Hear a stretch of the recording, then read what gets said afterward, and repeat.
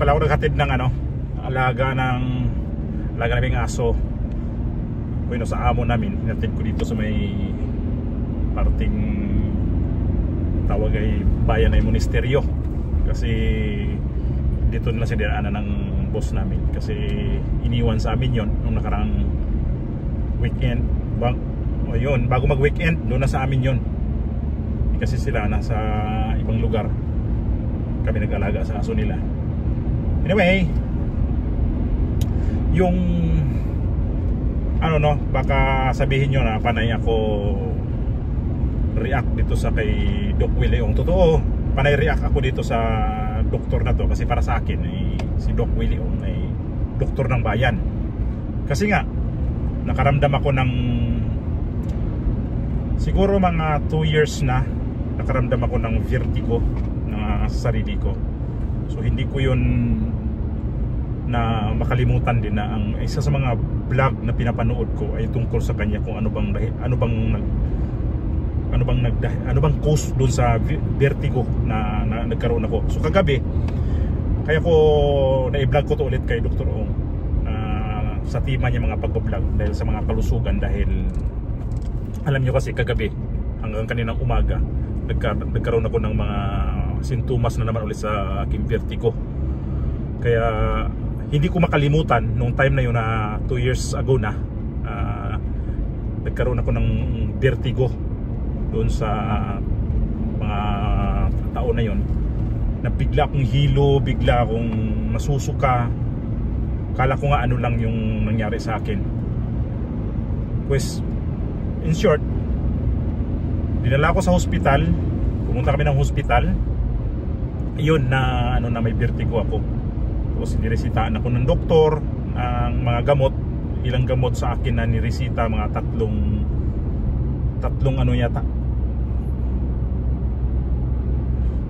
Padaan lang ako doon sa may aksidenteng sasakyan pala. Hindi ko na nakuha na picture. Ay video.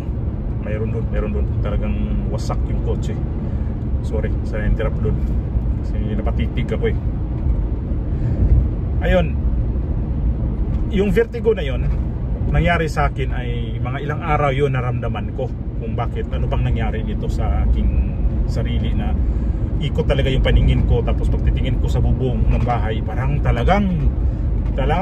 pakiramdam ko buong bahay binabaliktad na. So pumunta kami ng doktor. Kaya nga ang sa akin ay vertigo. So yung gamot na binigay sa akin 3. Yung 3 gamot na yon na iniinom ko, alam niyo kung magkano na binayaran ko? Hindi umabot ng 3 euro. Gawa doon sa may mga discount na pagresita ng doktor. Pagka bili mo sa pharmacy, pagbili naman dito sa pharmacy, ang laki ng discount na ibibigay. Kaya isa yan sa naisip ko lagi kung bakit si Dr. Willie Ong ang dahil pinapanood ko sa kanya kung paano nga ba nagkaroon ng vertigo ang isang tao. So in-explain niya, meron siya mga video niyan. So in-explain niya kung bakit nangyari. So may nangyari sa akin na ganun ang mga sinasabi niya. So para ako nagpa-check up na rin sa kanya through online. So sinabi niya paano iwasan, paano mo maramdaman, basta lahat na mga mga prevention dun sa vertigo. Sinabi niya yun kung paano mo labanan, paano mo gamutin, paano mo siya, basta ang dami niyang mga payo doon na i-apply ko sa sarili ko na talagang okay yung mga payo niya. So para sa akin si Dr. Willie Ong, isa siyang hero para sa akin. Opinion ko lang opinion ko lang to, na hindi ko to inano sa inyo na grabe yung panatiko ko sa kanya. Oo, aminin natin na panatiko ko sa kanya. Pero ang para sa akin, isa siyang hero dahil mayroon siyang ang daming natulungan. For sure hindi lang ako na natulungan niya sa mga naramdaman na pagpanoorin mo yung mga video niya kung ano mga sintomas na mayroon ka, tapos nakuha mo yung mga sinasabi niya na ano mo siya na i-apply mo sa sarili mo. Ang laking bagay mga kababayan. Ako isang OFW, no? Pero itong doktor na to Chinese, sabi pa nga ng iba nagugumit Chinese daw, pero mabait na Chinese. Kung mga Chinese, mga mababait, depende na, karang Pilipino lang din yan. ang daming Pilipinong mga mababait. Gaya sa mga Chinese. Doon sa Pilipinas dati nagtatrabaho ako, ilang Chinese ang nagiging amo ko. Mga mababait. Kaya lang, tayo kasi mga ngayon ang nangyari din sa atin sa Pilipinas, no? Yung sa West Philippine Sea. Yun yung dahilan natin na parang damay lahat ng mga Chinese na mga mababait. Pero sa totoo lang, ang daming Chinese na mga mababait, no? Kasi nga, sabi ko nga, nagkaroon ako ng mga amo ng mga Chinese na sobrang mga babait naman, galante, no? Pero hindi natin lahatin kasi sila, kagaya rin yan sa ating mga Pilipino. May mga Pilipinong balasubas. Ito si Dr. Willie Ong, para sa akin nga, isa siyang bayani dahil biro mo, lumalaban na siya ngayon sa cancer, lumalaban pa sa politiko na sobrang kurap. Imagine, ganyan na dyan siya sa sitwasyon niya ngayon. Nabanggit niya pa sa kanyang mga sinasabi sa kanyang vlog na tinatatamaan niya yung mga politiko. Nagkaroon ako ng idea nito, nag-come up ako nito sa ibang mga sinasabi ko tungkol sa mga politiko dahil nakikita ko naman talaga kung ano ang politika sa atin. Sobrang dumi. Dito sa ibang bansa, mag-obserba ka rin sa dito sa ibang bansa, marumi din ang labanan dito sa politika, pero hindi ganun kadumi sa Pilipinas. Dito kasi sa Espanya, sa Spain, pag mga major na mga issue, kasi dito parliament dito, pag mayroon silang mga akusado doon sa presidente, antayin yan doon sa sa kongreso. Doon sila magbangayan, doon yan sila magsagutan, doon yan sila mag-aaway ng mga sagutan talagang minsan sabihin ko sa inyo hindi makain ng mga sinasabi, hindi makain ng aso. Ganun sila dito. Hindi kagaya sa atin na pag-interviewin mo yung leader sa bansa natin, umiiwas sa dapat tanong ng mga taong bayan. Bakit kamo uiiwasan yung tanong sa bayan? Pero pag dito, yung presidente dito, kinakain yung mga kalaban niyang mga sinasabi, kinakain niya, sagutin din niya yan. Ganun ka-fair play ang mga politiko dito. Hindi kagaya sa atin na wala ka na nga sa posisyon, andyan pa, nagngak ka nang nagngak. Kaya itong doktor natin ngayon, para sa akin, hero, doktor ng bayan, doktor ng mga Pilipino, si Dr. Ong, para sa akin, mayroon siyang hinanakit sa gobyerno. Hindi lang niya mailabas kung saan, kanino ang hinanakit niya sa gobyerno. Dahil tayo, mga tao, itong sitwasyon natin sa politika sa Pilipinas ngayon, masasabi ko, nandito ako sa ibang bansa, pero nakikita ko kung paano na talaga magpatuhan ng mga salitang hindi magaganda. So sana, sabi ko nga, nung una-una ko mga vlog, 2025, wag naman tayo magpadala sa pera.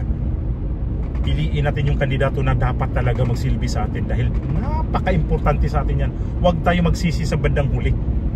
I-endorse man yan sa sobrang kilalang tao, huwag kayo magpadala sa nag-endorse sa kanya. Ang importante, makikita nyo na itong tao na to, dapat to para sa amin. Hindi tayo buboto ng para sa tao. Ibig kong sabihin, hindi tayo buboto para sa kanya. Ako tao buboto tayo para sa mga tao, para sa sambayan ng Pilipino. Yan ang gusto ni Dr. Ong. Kaya sa pumasok sa politika, dahil pakiramdam niya nasa na siya, nanggagamot siya, pero hindi sapat yung tulong niya na nagagawa niya. Gusto niya para siyang gusto niya lahat ng mga Pilipino na nasa liblib na lugar, gusto niya matulungan doon pa makaabot yung tulong niya. Pero kasamang palad, di talaga siya nanalo. Silang dalawa ng ni Isko. So yan ang pananaw niya. So may nag-comment sa akin na ganun din kung nagiging vice presidente siya, tapos mahingi siya ng budget, tapos tapyasan ng pakalaki. Saludo ko sa iyo, sir, kasi nakikiramdam tayo sa ating mga kababayan na para sa ating kababayan dapat yan ng mga tinapyas nila. Pero saan napapunta yan? Sa mga korupsyon. So ganun ang niya. Imagine si Dr. Ong, bakit kamo sobra akong paghanga nitong tao na to? Dahil dati yung mga pagbablog niya, hindi pa uso masyado ang internet. Nandyan na siya sa YouTube. Sabi nga niya, walang nanonood masyado sa YouTube sa kanyang mga vlog. Nagtaka siya, bakit wala bang mga Pilipino nagkasakit? Wala bang tao nagkasakit? Yun ang niya Nandyan yan sa mga video niya. Isa sa mga video niya na natandaan ko. Pero bandang huli, unti-unti ang mga tao na nakukuha ang mga sinasabi ni Dr. Ong. Kaya unti-unti ang mga tao sumunod sa kanya. Dahil doon sa mga sinasabi niya na mga panggagamot na hindi tayo nakuha, hindi tayo nadampian ng kamay niya, hindi tayo nadampian ng stethoscope niya. Pero for sure may maraming nagumagaling sa mga sinasabi niya. Dahil napaka bait niya, hindi siya madamot, hindi siya makisariling doktor. Kasi ibang doktor yan. Although lahat naman ng mga profession nagsishare naman din sila, pero itong tao na to, imagine di pa masyado uso ang di pa uso ang anong tawag yan, yung mga internet dati. Nandyan na siya, active na, nag-a-upload na siya kung anong dapat isi-share sa mga kababayan natin, isi-share sa mga Pilipino natin. Chinese nga siya, pero ang dugo niya Filipino, talo pa yung totoong Filipinong iba dahil hindi siya nangungurap. Di ko lang to kasi siya nakasalamuha talaga ng personal, pero naisip ko na yan, nasabi ko one day pag umabot man, sana abutin maabot man lang ng araw na yan, one day makita ko to ng personal. Ako, itong nangyari sa kanya ngayon, sobra akong naapektuhan, sobra akong nung nalaman ko nagkaroon siya ng ganyang klaseng sarcoma cancer, na siya na mismo nga nagsabi na ang hirap igamutin. Sobra akong naapektuhan dahil sabi ko, paano na ang mga Pilipino na umaasa sa kanya? Paano na kaya mga Pilipino na talagang umaasa sa tao na to? Imagine, gumagawa sila ng mga medical mission. Sabi nga, mahal ang medical mission, pero nagawa niya ng paraan kung paano sila mag-medical mission. Anong ginawa niya? Sabi niya, mayroon siyang mga malalaking kumpanya, pero ibang kumpanya hindi nag-sponsor sa kanya sa medical mission. Ang mahal ng mga medical mission kasi gamot, doktor, mga pagkain pa nila dadalhin, mga gamot nila dadalhin, pamigay lang yan. Tapos isa pa yan, kung may mga kapansanan na yung napupunta nila, kung may mga malalim na sakit yan, alam nyo anong niya? Kaagad-agad yan, matulungan nila, operahan yan sa pamamagitan ng medical mission. Yun ang purpose ng medical mission. Ako, nagdadrive ako dito, pero iniisip ko yung mga nagawa talaga niya sa taong bayan sa Pilipinas. Ang laking panghinayang ko talaga na hindi siya nanalo ng Vice Presidente. Sa bagay, yung Vice Presidente natin ngayon, okay naman din siya. Sabi ko nga, di ko lang sa binuto nung time na yon, nung last 2022, May 2022, dahil nga sobra din ng ko sa kanya, dahil bakit nakipagsanib din sa isa na ayaw ko talaga dati. Kasi yung isa ang nagiging pinuno ng gobyerno natin ngayon, mahilig sa credit. Ibig kong sabihin, mahilig siya sa mga, halimbawa may natapos na mga project, inangkin niya yung mga ganyang project. Angkinin niya na parang credit ko to, ako ang nagpagawa niyan, ako ang nagplano niyan. Di ba? Tama ba yung mga sinasabi ko? Tapos isa pa, yung tatay niya, ginawa niyang puhunan nung kumandidato siya, sa mga ginawa ng tatay niya na mga magagandang ginawa niya. Parang ginawa niyang credit na dahil yan sa tatay ko, kaya ako magiging presidente, ganyan din nagagawin ko o mas pa ganyan, pero hindi niya nagawa. Kaya sayang lang talaga yung mga buto nyo na napunta sa kanya. Kung napunta lang sa iba sana yan, matiwasay ang Pilipinas ngayon. Naumpisahan na nga ng dating administrasyon na ang gamot ay dapat pababain. Sabagay mayroon naman siya nagawa din kasi may mga gamot naman sa mga cancer, mga stroke yata, sa mga high blood, nagawa naman niya na paraan na hindi pwede patawan ng tax. Pero kulang ang pagbalik niya sa mga tao, na suportado siya sa mga taong milyon-milyon taong Pilipino. Pero dapat ngayon presidente na siya, milyon-milyon dapat niya balikan niya. Kami mga OFW sa panahon dati ni Duterte, tuwang-tuwa kami. Unang-unang napakinabangan namin mga OFW, passport na umabot ng 10 years bago ka mag-renew. Tapos ako nagre-renew ako ng driver's license sa Pilipinas. Alam nyo kung itong taon na to nag-renew, no, bakasyon ako, nakaramdam ako ng depressed din, stress doon sa mga tao sa LTO. Kaya hindi maganda ang pakikitungo sa mga taong nagre-renew ng mga driver's license. Kaya hindi ko ramdam ngayon yung gobyerno na to na okay ang pamamalakad sa mga ahensya ng gobyerno. Imagine, nagre-renew ako ng sobrang expired na yung lisensya ko, no? ko, di ko naman ano yun kinontra, pero dapat may konsiderasyon kasi ako OFW, dumaan ang pandemic, hindi pwede magbakasyon. Time na yun na expired yung lisensya ko, panahon ng pandemic, kaya hindi rin nakauwi ng Pilipinas. Alam nyo, hindi talaga ako pinagbigyan na ipasa man lang sa i-ano man lang sa edisyon ng professional o mag-exam ako. Nag-exam naman talaga ako nag-medical, lahat ng mga proseso na legal basis. Hindi ako nagkuha ng mga hausyaw dyan sa LTO. Hindi na. Ako mismo naglakad na medical ko lahat, nag-exam ako, pumasa ako sa exam. Sabi ko baka pwede naman to kasi OFW ako. Hindi ako na ipasa nyo tong exam. Pumasa naman talaga ako. Sabi ko baka pwede na makakuha ako ng driver's license na professional na. Gusto ko kasi binili ko ng non-pro Dati akong professional driver's license, binili ko non-pro. So dito talaga pwede kasi dormant daw yung driver's license. Pero no choice, sumunod tayo kasi yun ang patakaran nila. Sabi ko grabe naman tong sa gobyerno. Tapos dati nag-renew ako, pinabalik. Di na ako pinabalik sa LTO. Inisyon kaagad ako ng plastics driver's license. Pero ngayon, bumalik pa ako ng LTO ng ilang araw para kukunin ko yung plastic. Pagdating ko doon, tinarayan pa ako. Sabi ko, ito yung hindi na to panahon ni Duterte. Kung panahon ni Duterte, hindi ganito yung sitwasyon na maranasan ko. Kaya ang tinira ni Doc Willie Ong ang gobyerno, hindi natin masisisi kasi naranasan niya kung anong naranasan niya na malala pa siguro sa akin noong time na yun. Siyempre nasa nandyan sila sa panggagamot. Malay mo yung nag-request sila ng pababain yung mga gamot. Hindi natin alam kung anong mga hiling niya sa gobyerno na hindi siguro pinagbigyan. Kasi alam natin na tumakbo siya ng vice presidente sa ibang kandidato, baka di siya pinagbigyan, kaya doon nagdamdam yung bukod pa, pangalawa, yung mga baser daw. Yung mga baser, kung sobrang tinok naman yung tao na yan na wag naman yun yung ibas. Tigilan niya yung mga ginagawa yung mga kabulastugan dyan sa social media. Gumagamit din yung social media, pero wag naman yung kayong sobra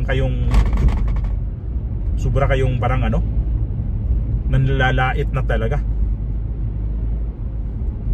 Natural yan magpitik ka ng istorya, may maintindihan na yun. Pero yung sobra-sobra ka na, below the belt na talaga, sabi ko nga, hindi na rin maganda yun. Kasi paano aasinsyon ang Pilipinas natin pag ganyan tayo mga Pilipino? Ito, sobrang hinayang ako sa doktor na to pag nawala to. Di natin alam kung hanggang kailan siya, kasi yung bukol ng yung bukol niya para yatang di pwede operahan. Kasi kung inoperahan yan, kaagad-agad tinanggal na yan, kasi hirap na nga siyang kumain, hirap siyang uminom ng tubig. So ito yung mga reaction ko sa mga sitwasyon niya ngayon. Hindi na ako nagre-react sa mga iba pa niya mga ginagawang sobrang okay naman talaga siya. Para sa akin nga, hero siya para sa akin. Napaka-powerful ang mga ginagawa niya sa mga taong Pilipino. Ako nag-iba yung mga pananaw ko dito sa aking pag-vlog ngayon, kasi nagre-react na ako dito. Maraming salamat sa mga suporta ninyo. Maraming salamat sa inyong mga feedback sa mga comment section, sa ating comment dyan, na maraming nagko-comment sa pagdadasal sa ating doktor. Sana milagro ang dumapo sa kanya para gumaling siya, para lahat ng mga tao na sabi ko nga, pagbalik niya, tutulungan niya yan. Hindi lang yan tulong na tulong, as in tulong to the max. Yun talaga ang nakikita ko sa kanya. Ang dami kong nakikita sa kanyang oking ginagawa. Dalawa sila mag-asawa, walang hangad ang mag-asawa na yan kundi papaganda ang mga taong Pilipinas pamamagitan ng pagpagamot. May mga payo sila, may mga mga remedy, basta lahat ng mga dyan ginagawa ng mag-asawa na yan, dahil gusto nilang matulungan ang mga Pilipino. Kasi sa atin nga, ang hirap Ang hirap tayo magpagamot. Kaya tayo daming namamatay dahil ayaw magpagamot na, dahil walang pera, dahil walang panggastos, walang pangbili ng gamot. Isa yan sa mga tao nag-isip sa mga ganyan. Kaya yung iba, saan pumupunta? Doon sa mga herbal. Pag nakuha sa herbal, malaking bagay yun. Pag nakuha sa vlog ni Doc Willie Ong, ang laking bagay yun. Pag makabili ka ng gamot na tulong ni Doc Willie Ong, ang laking bagay yun. Hindi ka na gumastos pa ng masyado, hindi ka na pumunta ng syudad, hindi ka na pumunta ng ospital, pila ka doon. Dahil lang sa video niya na pinapanood natin. Gumaling tayo at nakakuha tayo ng idea kung ito pala yung gamot na inumin ko. Ito pala yung dapat gawin ko. Pahinga pala to para gumaling ako. Di ba? Ganun. Tama ba yung mga sinasabi ko? Kung ano, pwede po kayo mag-comment sa ating comment section, sa ating chat box. Punta lang po kayo dyan para makita natin kung anong mga pwede natin may tulong kay Doc Willie o ngayon na talagang nakaratay sa hindi magandang sitwasyon. May mga vlog siyang pasulpot-sulpot sa kay Doc Lisa, may mga ano sila na ginagawa niya, pero totally na buong pangyayari kay Doc Willie o ngayon, kung ano talaga ang kaganapan na, hindi pa lang nag-update. I think nag-update pa rin yan kasi alam naman nila na tayo mga Pilipino sumusubaybay sa kanila. So muli, salamat sa inyong suporta at dito na lang din ako. Dasal po kay Doc Willie Ong po ang ating hinihiling sa sambayan ng Pilipino sa buong mundo.